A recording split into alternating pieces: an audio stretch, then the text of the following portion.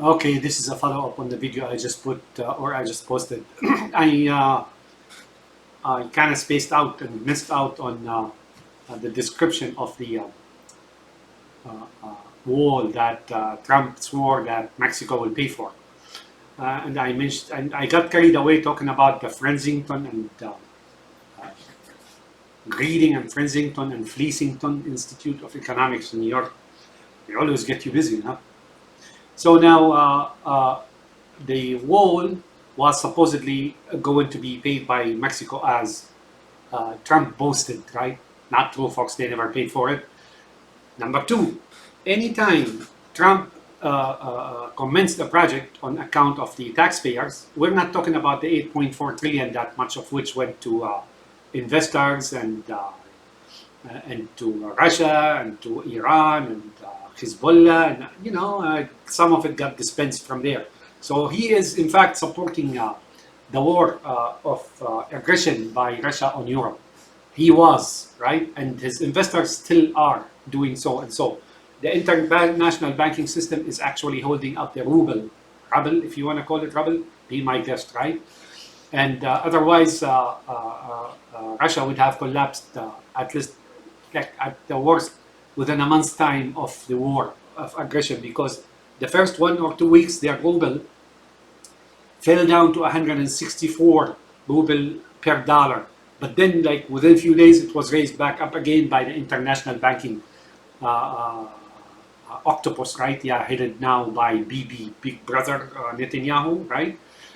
So there is support there, and if Trump comes back, he's just gonna print billions and send them to Russia to continue their war in Europe. They're talking about ceasefire. That's to cover for their plan about the airborne assault on Kyiv, and other places and so on, right? The one-day scheme and scam, that evil plan that Dr. Claw is thinking of, he and Putin and Netanyahu and the Ayatollahs and the Xi Jinping or Mao Zedong. Mousy. You know what? He looks like that Mao Zedong or Xi Jinping or Xi Jinping. He looks like a cartoon character on Courage the Cowardly Dog called D-Lung, D-I-L-U-N-G. Watch it. He's got some really good episodes in there. Okay, back to the wall. So the wall, every time Trump commences a project, right? Those special interests of his, and Putin and whatnot, they jump in. You don't hear about that. And they take out a lot on account of Americans to establish that project. So now Trump convinces you of the wall, and then God knows how much was paid, and much of that went to special interest. They didn't do anything really, probably. They just were sitting on the table and swallowing billions, right, on account of Americans. Why? Because they're part of that evil institute in New York. Besides, let me ask you this. You think the wall is going to prevent any illegal immigration into the U.S.? It never did. As a matter of fact, now it will obscure the horizon, and now the illegal immigrants, the coyotes, the runners, those who run drugs and illegal immigrants across the border, right? They will just dig under. They will establish tunnels. And if you recall correctly, in October 7, Gaza, there were walls and fences and so on and so on. They didn't prevent the attack by those supposedly Hamas leaders, shit mass and shit like that. Those leaders who caused the destruction of Gaza, right? But that didn't stop them, right? That didn't stop them. Although that was a conspiracy, but that's not our subject. So that's the wall. Now let me tell you about those immigrants. Those immigrants, Trump has supporters in those regimes in South America. Jair Bolsonaro and Lula and now President of Mexico and Argentina and Venezuela and here and there, right?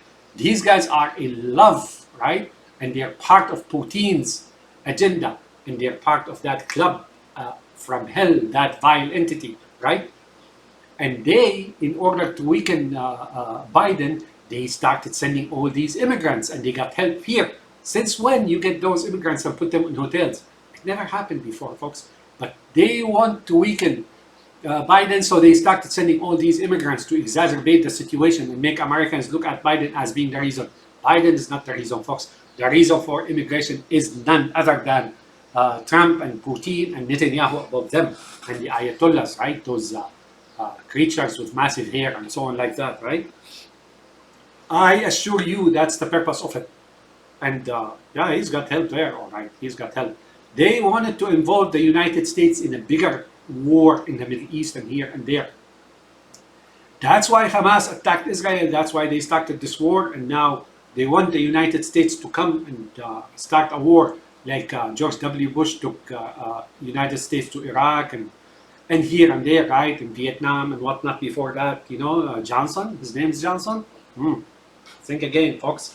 Look again, right? So, but Joby is smart. So he didn't go take the United States into war, right? Into major war where you start seeing body bags and then people would start hating him and then facilitate the return of Putin to the White House. Why? Because he did this war that killed so many people and so on and so forth, right?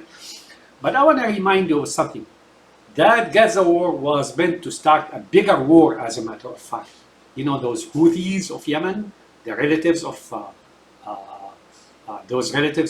Putin, of Ayatollahs, of Netanyahu, of Yassin and Mishal, of Hamas, they're all pitching for Trump. You better believe it. But Biden couldn't help, stop all this massive immigration, right? Why? Because it was intended to actually drop his chances in the race. That's all there's to it. That's why there's so much people coming from South America. That's why.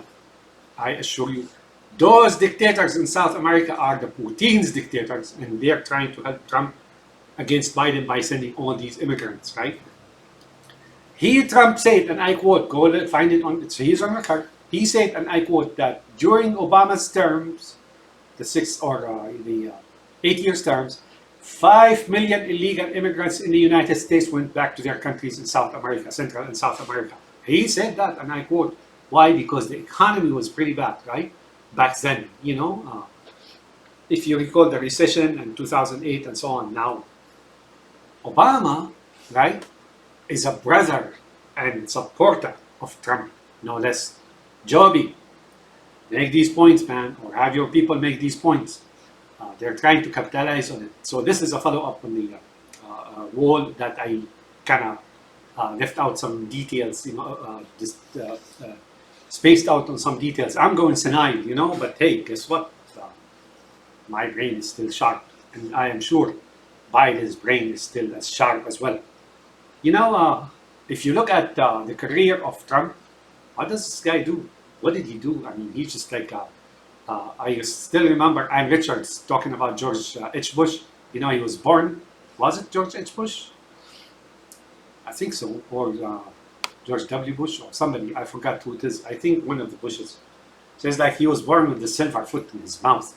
Why? Because he was born so and so, right? Relative of Ayatollah, relative of Putin, relative of so and so. Do you know that George Bush gave up a lot to Putin? Do you know that? He gave a lot to Putin. And he said, he looked him in the eye or something, and then he can understand each other and so on and so forth. Folks, Biden is your last bridge. I take an oath by Allah. Biden is your last bridge to this next 4 years of the life of the United States as the United States. Those who come at you, remember, I mentioned the Gulf countries, right? Those Gulf regimes. You help them stay in power. United States helped them, helped Netanyahu, helped even the United States helped Russia recover after the collapse of the Soviet Union, right? And look what they're doing, how they return their favor. They are like the dogs that bite the hand that feeds it. Those Gulf countries, rulers, right? The regimes. That's how it is, right? They come back here to run you down by some kind of dictatorship dominated by Putin. These guys don't deserve favor, man. Oh, no. These guys, those 6 countries, 6 regimes, starting with Kuwait, Saudi, Bahrain, Qatar, Oman, UAE. You did so much for them, right? You, in fact, preserved them. You installed them in power. And look what they're doing to you now. They're trying to bring dictatorship to your country. They're working under table, aren't they? Man. Wake up, white America. Wake up. Wake up. They're using this race card on you, right? And all you have to do is just look what Putin is doing in Western Europe. And his allies, the Ayatollahs, why they're helping him. And his ally China, why are they helping him? And now, of course, North Korea. Right? Just measure things, folks. That's all we ask of you. Again, Joe Biden is not the best president around. No, he did quite a few good things, right?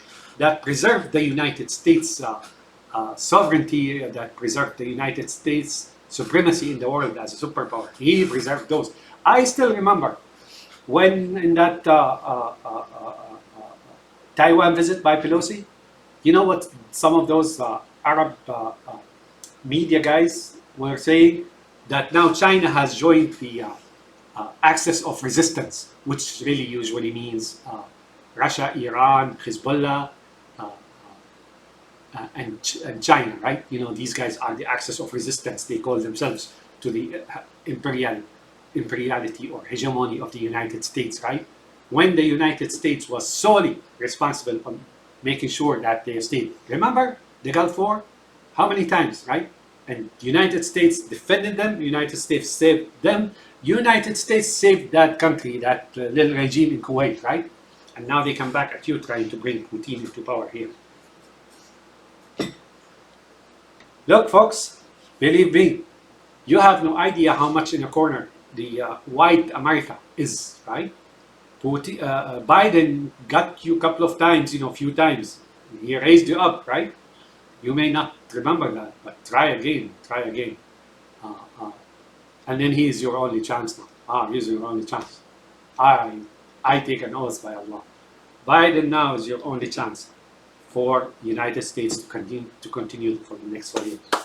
That's that. Take care now and have a nice day.